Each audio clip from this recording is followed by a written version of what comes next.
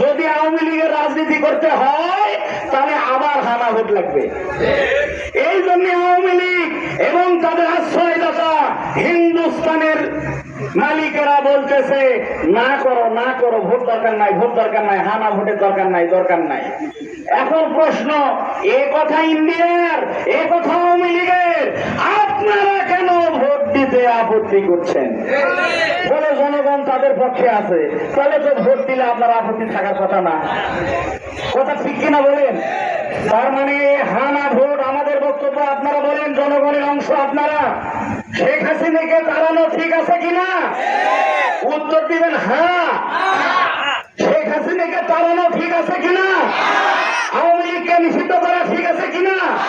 আওয়ামী লীগকে আর রাস্তা দেওয়া যাবে না, কথা ঠিক আছে কিনা? ছাত্র হত্যার বিচার করতে হবে, কথা ঠিক আছে কিনা?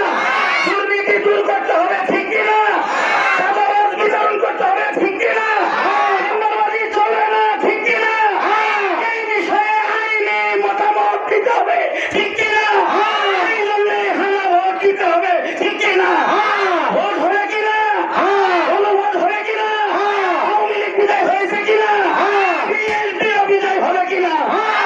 ইনশাআল্লাহ, ইনশাআল্লাহ। সম্মানিত ভাইরা আমার, বাংলাদেশ সেই পথে হাঁটছে। এত কিছু ঢাকা শহরে হবে।